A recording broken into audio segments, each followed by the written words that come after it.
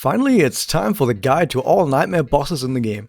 I mentioned this in the battle difficulty video, but do keep in mind that starting with battler and also in nightmare mode, hitting an enemy with an element they are not weak to will decrease damage by a whopping 30%.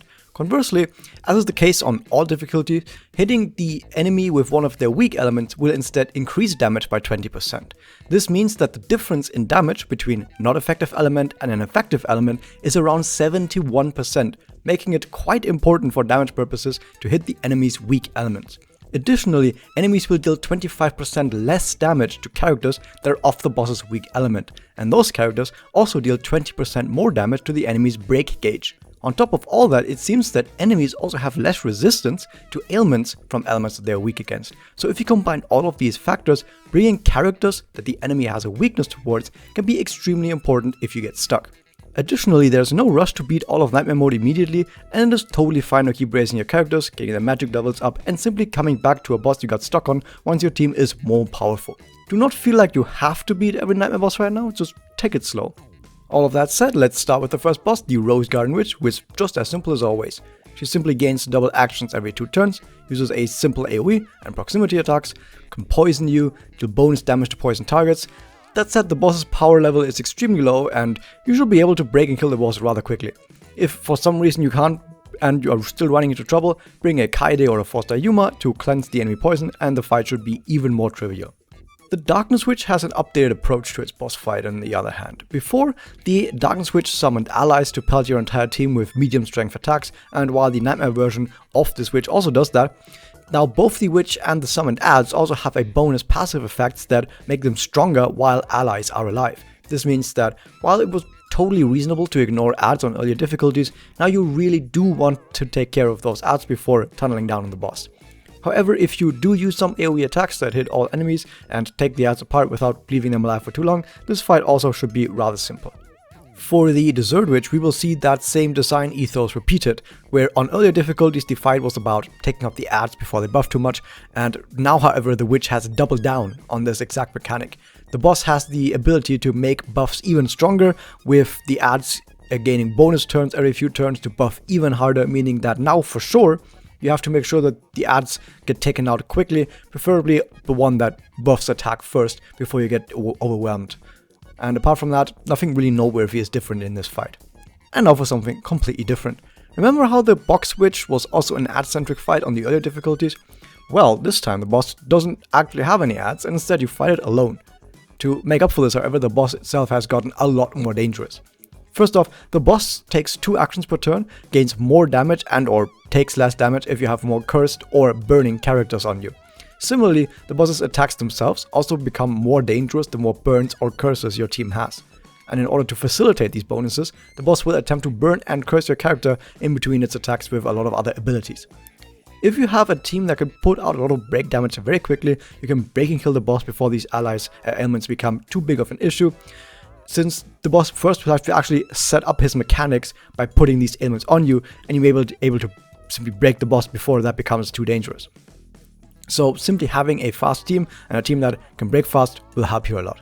Additionally, if you cannot break the boss fast enough, you can also once again pick a Kaide or Foster Yuma to get rid of ailments, as they happen to reduce the boss's effectiveness by quite a lot.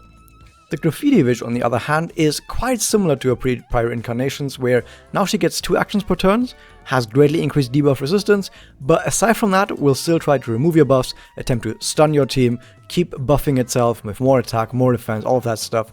Now, removing enemy buffs with characters such as 4-star Ayame or 3-star Hazuki can be quite helpful, but apart from that, simply make sure your characters are just well leveled, have a decent magic level, and a well balanced team with breaker, attacker, defender, potentially a healer, and supports like buffer or debuffer. If you just make a good team, well, it's always possible to still have a bad fight where everyone gets stunned, but you can simply retry if you get bad luck, since retrying doesn't cost anything. Now, just like multiple other Nightmare Witches before this, the Silver Witch just doubles down on its mechanics from before, in this case being barrier and defense. Its attacks scale off of defense instead of attack, and it will repeatedly buff itself with a stacking defense buff that can be removed with, once again, 4-star Ayame or 3-star Hazuki. Additionally, it takes 2 actions per turn and will often apply a barrier to itself, which, while it is active, will give it additional defense, aimment resistance, and even cause the boss's turns to be accelerated if you attack into its barrier. So once again, buff removal, 4-star Ayame, 3-star Hazuki can help with the barrier, but also you can just simply burst the barrier down as soon as it appears with a good attacker. And apart from that, the boss will simply do medium damage to the group, but while attempting to apply a wound on you, which the boss can also use to delay your turns. But if you have a good answer for the barrier every time, the boss will really not be a huge issue. Now, the Shadow Witch does sound quite scary on paper because just like on the difficulties before this, she gains extremely high damage the more adds are alive, and even the adds themselves grow stronger the more of them are on the field. But just like in the difficulties before this, however, the strategy is still exactly the same. You need to immediately spam as much AoE break as possible, and then use AoE damage to mop up all of the adds as fast as you can. And once the adds fall, the boss itself becomes an absolute pushover. If you are struggling with AoE breaking, however, you have the 4-star Mito and the 4-star Ashley, which both are quite good for this, and of course Pluviya Madoka if you have her. Now, the first roadblock for some people purely based on strategy is the Dog Witch. And if you do not read the boss's info page, this may be the first boss that will suddenly feel very difficult, despite actually not being that difficult at all. As the info for the boss and its ad shows, the boss will become a lot more powerful the more ads you kill, while the ads themselves start buffing the enemy like crazy if they so much as just take any damage. This means you should not bring any AoE or even proximity damage into this fight if you can, and instead use only pure single target damage on the boss. Now, both the boss and the ads do not do that much damage as long as you just don't attack and kill the ads, so good single target breakers like 4-star Seika and 4-star Karin, most attackers outside of Kush are also single target, should be able to just deal a decent amount of purely single target damage and just take the boss down very easily. And once again, this brings us to the Mermaid Witch, which once again is a little bit of a roadblock. Now, the basic strategy is still kind of the same as the other difficulties, which is bringing a lot of aggressive break gauge depletion, maybe even using 2 breakers or a breaker plus a 4-star Hazuki in order to deal a lot of break damage very quickly and overpowering the boss. The new mechanic, however, this time is that you need to also keep an ailment on the boss at all times, since otherwise the boss will also gain a stacking speed buff that can overwhelm you extremely fast. Personally, I recommend a 4-star Himika for this role, but a Ren or a 4-star Hana can also do the job.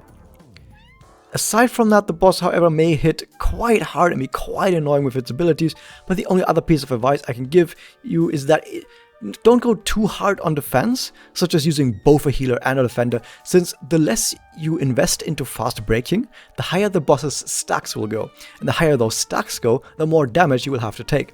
And not just that, the longer you take to break the boss, the longer you will also have to survive the onslaught of attacks before the break will give you a very long breather to recover.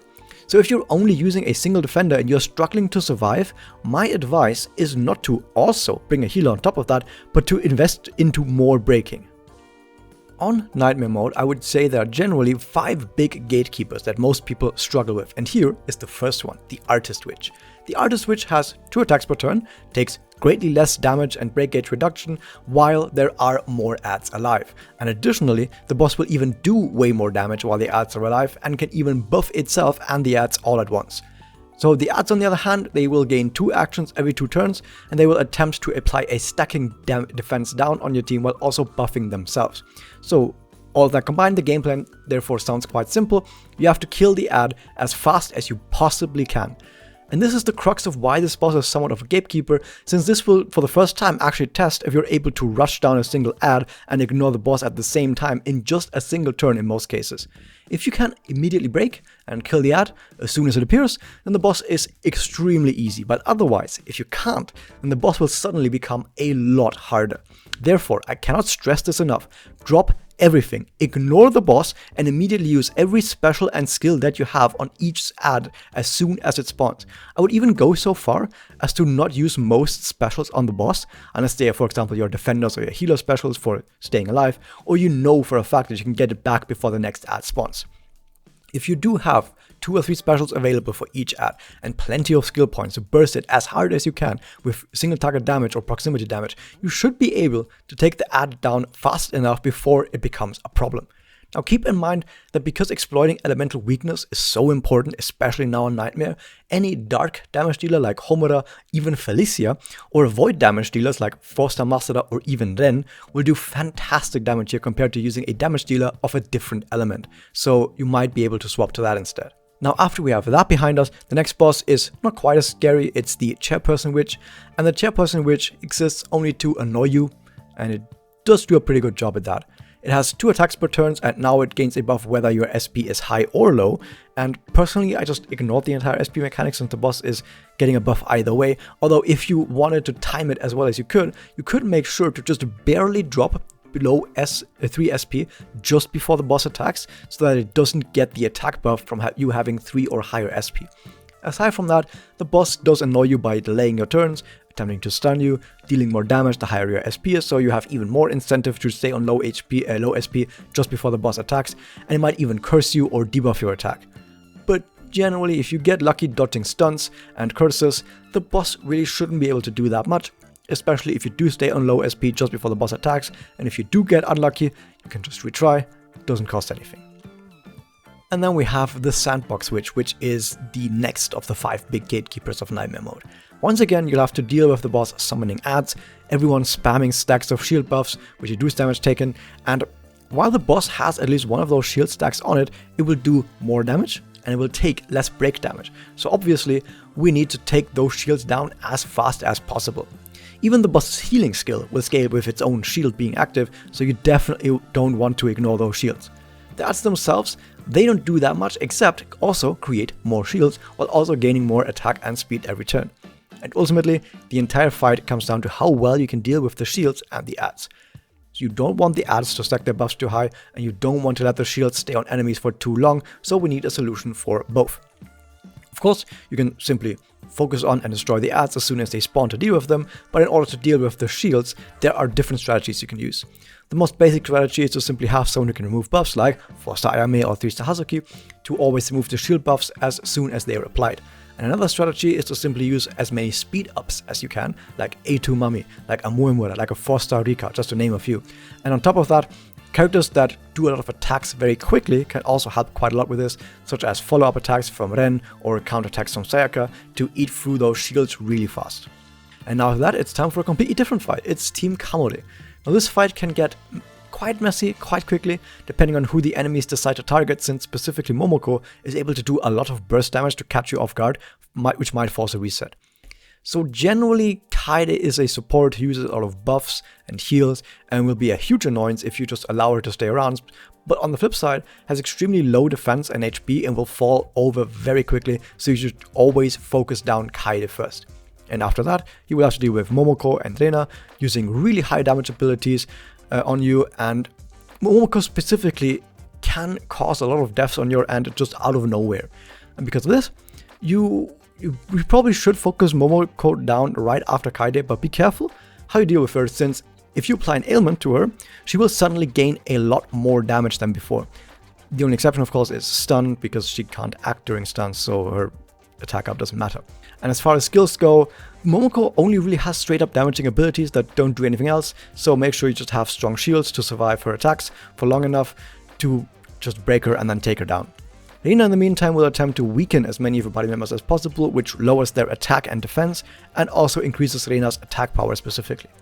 Rena doesn't do anything, however, except just attempt to weaken your team, as I mentioned, which also stacks her attack power up, but if you get lucky and just avoid a lot of the weakens, she will feel kind of fairly useless in this fight. If you are just not getting lucky with the weakens, however, you can also slot in a healer like your own Kaede or 4-star Yuma as well to get rid of the ailments, with special shoutouts to 4-star Reira at A2, which specifically in this fight can work wonders in this fight for removing ailments. And once again, it's time for the gimmick fight, this time the Commoner's Horse once again. And just like on any other difficulty, the boss does seem quite strong, but if you apply any ailment at all to it, it will automatically become a lot weaker while the ailment is on it. The horse itself doesn't do that much aside from attempting to poison you and remove your buffs, so the entire fight really just comes down to how fast you can apply an ailment to it. And your best bet is probably Curse from 4-star Hana, since it should have the lowest resistance to Curse out of all of its ailments, but technically any other ailment also works, like Burn, Poison, Wound, etc. It might take a few tries to get an ailment on it to stick, but once it does, the boss will immediately have a heart attack and will fall over dead. And now Nightmare is becoming the true challenge once again with the next of the 5 gatekeepers of Nightmare mode. It's the Birdcage Witch. This is yet another gimmicky fight, but this gimmick is a lot harder to deal with. So whenever the boss takes damage, it will gain a stacking attack buff, that resets after every one of its attacks, unless you have a Sayaka on your team, which with her counters will actually extend the buff. So whatever you do, don't use Sayaka on this fight. And this buff can of course be dealt with by either running a very slow team that doesn't attack very often, like a team without speed buffs of any kind, or by just having a team with characters like healers, for example, since most healers don't deal damage with their skill and therefore don't actually stack the attack buff on the boss when they use their skill. In fact, you definitely do want a healer like Kaede or Foster Yuma, since the boss's secondary mechanic is applying a burn to your entire party and then automatically counterattacking you whenever anyone with a burn on them attacks the boss. This does mean you absolutely have to clean any burn ailment that gets applied to your party in order to even stand a chance on this. Outside of that, the boss does absolutely nothing, meaning that if you can survive the boss's attacks using a combination of defender and healer, who also gets rid of your burns, then you can just slowly whittle the boss's HP down and nothing else will happen. And it's okay if this boss fight takes a really long time, just focus primarily on having a party that can comfortably just survive the boss's attacks and burns and worry about damage only after that. Now your great reward for beating the Birdcage Witch is the next big gatekeeper, the Stagecraft Witch, Walpurgisnacht. This fight will be extremely long and tedious and will come down to how well you can simply stay alive for a lot of enemy turns without panicking.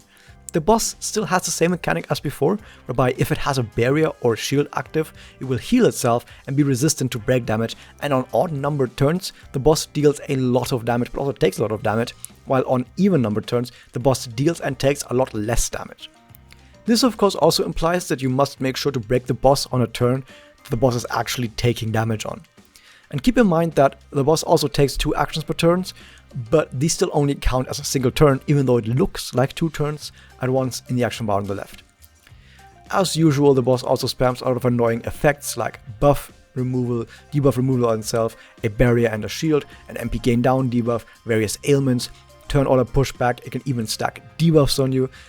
And generally I would recommend having either an attacker with really high damage of light or dark type, that can immediately take down the boss's barrier when it gets applied, or a buff remover like Foster Ayame and Trista Hasuki that can deal with the barrier with buff removal.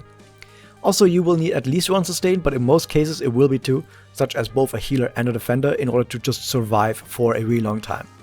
The rest of your team makeup will be characters for breaking and dealing damage, such as a breaker and a buffer or a debuffer. I can't give you exact turn order guide, however, since that will depend on exactly what your team is, but I can give you a list of what the boss does each turn that you can see on screen right now. So the boss does exactly the same actions in the exact same order every time you fight the boss, and you can see on all of these turns during which you're able to deal good damage to the boss by looking at the sign at each line. Now the minus means, next to it an attack, that after the boss has used this attack, the boss will take low damage and should not be broken now. And the plus next to an attack means that after the boss has used these attacks, you can safely break the boss, as the boss is now taking normal damage.